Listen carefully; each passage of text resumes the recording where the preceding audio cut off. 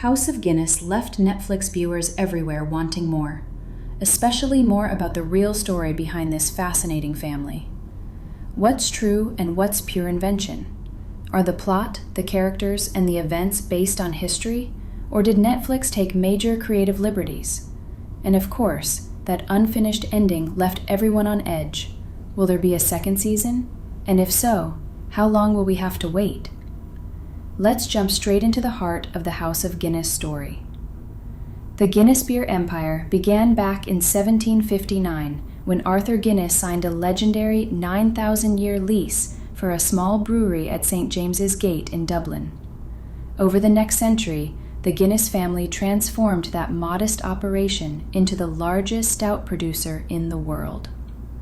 By 1868, when House of Guinness begins, the Guinness name already stood for more than beer. It meant power, politics, and philanthropy at the very top of Ireland's Anglo-Irish elite. And that part is historically accurate. Benjamin Lee Guinness, the founder's grandson, was one of the richest men in Ireland.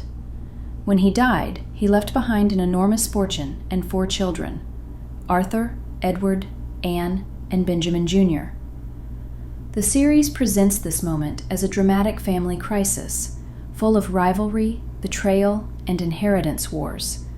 But in reality, the transition was important, though far less explosive than the show suggests.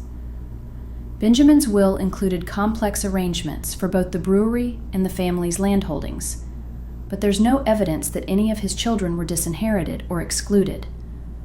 Historical documents show that, while the process was intricate, it was handled in an orderly and typical fashion for a dynasty of that stature. So, the first big piece of fiction comes from the inheritance storyline. In the show, only the 2 eldest sons, Arthur and Edward, take control of the brewery, while Anne and Benjamin Jr. are left out and humiliated. This instantly creates an emotional core: anger, resentment, and family division. But there's no historical proof that Anne or Benjamin Jr. were excluded. In Benjamin Lee Guinness's real will, there was simply a clause stating that if his sons ever withdrew from the business, their capital rights would be limited, not revoked. Netflix turned that minor technical detail into a full-scale family feud, adding immediate conflict and drama to pull the audience in. Another major invention is the chaotic funeral scene. Bottles flying, fires breaking out, furious nationalists shouting in the streets, all of that is fiction. The real funeral was grand, formal, and peaceful, attended by public officials and citizens alike. The show uses that invented chaos as a symbolic way to introduce the political tensions of the time, tensions that did exist, and to set a dramatic, high-stakes tone for the series right from the start. The characters Patrick and Ellen Cochrane are completely fictional. In the series, the 2 manipulate and blackmail the Guinness family, but in reality, they never existed. They're symbolic figures created to represent the pressure of Irish nationalism, personified as individual villains to avoid long, complicated historical explanations that might have slowed the story down. Ellen, in particular, drives one of the show's most engaging storylines with her passionate and dramatic love affair with Edward Guinness, an entirely made-up subplot that adds romance and tension where history is silent. The same goes for Sean Rafferty, the Catholic foreman at the brewery. He's portrayed as a bridge between the working-class world and the Guinness dynasty, but he too is a complete invention. Rafferty serves as a narrative link connecting the show's themes of class struggle, religion, and secrecy. Historically, the Guinness brewery did employ thousands of workers, but there's no record of a single fixer or insider like Rafferty. That said, given the family's vast influence and the political complexities of the time, it's entirely plausible that the Guinnesses had trusted employees who handled delicate business, and maybe even operated in legally gray areas. The portrayal of Anne Guinness is also heavily dramatized.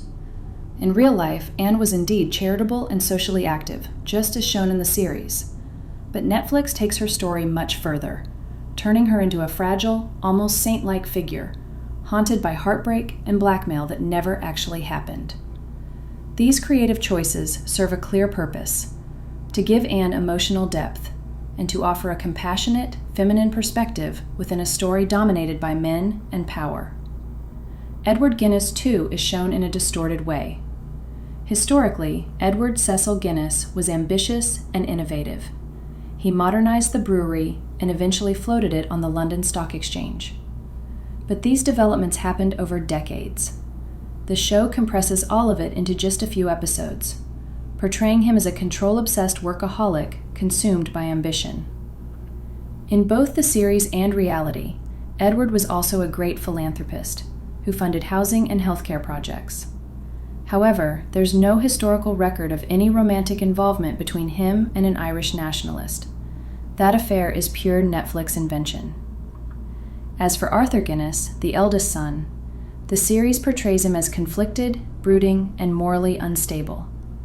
In truth, Arthur Edward Guinness was a pragmatic politician. The allegations of election fraud against him never led to scandal and were never proven. Netflix exaggerates these rumors to create the image of a man undone by his own guilt and corruption. There's also no concrete evidence that Arthur Guinness was gay. The series introduces this claim, which has been widely criticized by fans and descendants of the family as entirely false. Historically, Arthur Guinness married Olivia Whitmore in 1761, and together they had 21 children, 10 of whom survived to adulthood. As for the third son, Benjamin Lee Jr., little is known about him in real life. He wasn't deeply involved in the brewery's operations, just as the show suggests, and he led a quieter, more private life. Finally, one of the show's most noticeable techniques is timeline compression, decades of real history squeezed into just a few years on screen. After Benjamin's death, the real development of the company was gradual. The brewery's expansion, its listing on the stock market, and its international growth all took place between the 1870s and early 1900s. Netflix condenses it all into a flurry of impulsive decisions and heated confrontations to create a sense of urgency that simply didn't exist in reality. The political context is also heavily simplified. 19th century Ireland was marked by Catholic emancipation, a growing wave of nationalism, and deep tension between the Catholic majority and the Protestant minority. The Guinness family, as part of the Protestant ascendancy, were loyal to the crown but open-minded and pragmatic in their politics. In the series, however, they're surrounded by spies, conspiracies, and rebellions, as if they were living under constant siege. The plots involving assassinations and secret societies are pure invention. It's true that Ireland at the time faced unrest and occasional violence, but there's no historical evidence that the Guinness family were direct targets, or, as the show implies, secret manipulators behind political schemes. Netflix takes small rumors and magnifies them into dangerous conspiracies, turning real history into a kind of domestic thriller. The show also dramatizes the family's relationship with their workers. Edward is portrayed as a lone reformer fighting against conservative resistance, even against his own brother, to introduce pensions, housing, and worker benefits. In reality, Guinness was indeed a progressive employer for its time, but improvements came through steady management decisions, not fiery boardroom battles. Even the company's commercial expansion is twisted for drama. Guinness Stout was already being exported to the United States long before Edward's reforms. Netflix instead frames this as his personal crusade, a symbol of ambition and vision that never actually happened in that way. House of Guinness also reshapes the family's public image. Each character becomes a symbol of conflict, moral, political, or psychological. Arthur, for instance, is portrayed as a tormented heir struggling with guilt and inner turmoil. In real life, Arthur Edward Guinness was a successful politician and a capable administrator.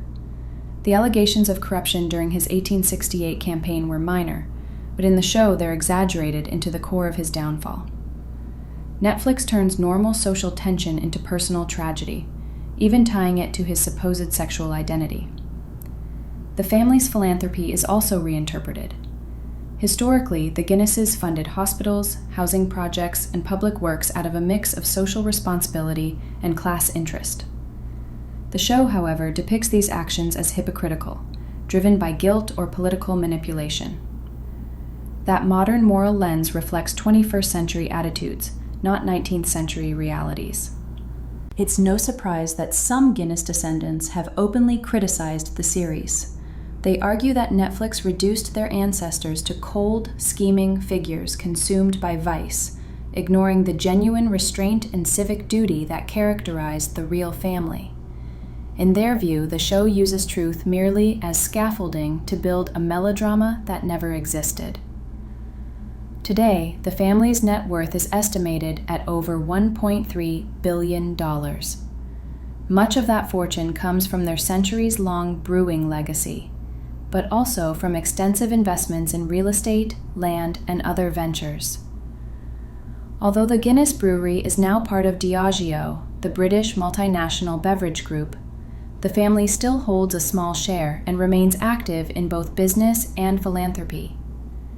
Despite all the dramatic liberties, House of Guinness does preserve a few core truths.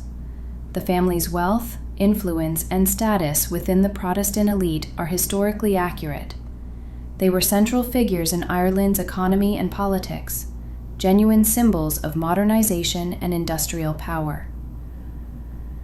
The political setting of the late 19th century is also portrayed correctly. Ireland was a land of nationalism, religious division, and rapid change, and the Guinnesses stood right at the intersection of British authority and Irish high society. Where Netflix overplays its hand is in making those social tensions explode inside the family itself. Still, several real events remain recognizable: the company's expansion into international markets and the family's charitable projects in Dublin. Those true elements help keep the story grounded, even when surrounded by fiction. That said, there's no denying that the romance, conspiracies, and emotional tension make the series far more addictive. Most viewers aren't really looking for a history lesson. They want passion, betrayal, and power plays. And in that sense, Netflix clearly struck the right chord. House of Guinness has turned historical drama into one of its most popular and binge-worthy formats yet. As for Season 2, Netflix hasn't officially confirmed the renewal yet, but rumors suggest that a continuation is already in development, especially given how successful the show has been so far. The first season's ending left everyone on edge. That gunshot. Did it wound anyone? Did someone die? Will there be arrests? And who's going to take the blame? Will Arthur finally win his seat in Parliament? And what about all those passionate affairs tangled up in politics and betrayal? How will they unfold? The new storyline is expected to follow Arthur Guinness during the period of his elevation to Lord Iva in 1891. We might also see new faces from the Victorian aristocracy and members of the British branch of the Guinness family. Early reports hint at a more international season, focusing on the rise of the Guinness global brand and the family's growing presence in the upper circles of British society. What's still unclear is whether the writers will keep the same melodramatic tone or shift toward a more historically faithful approach. Given how things have gone so far, it's pretty safe to say that entertainment will once again win over historical accuracy. And honestly, that might be the right choice. What do you think? Would you rather see a version of House of Guinness that sticks closely to real events and historical figures? Or do you prefer a little extra drama and spice added in? Let me know in the comments below. Thank you for watching. If you enjoyed this video, please like it and subscribe to the channel to show your support. And if you'd like to keep going, here's another video from our channel that you might enjoy.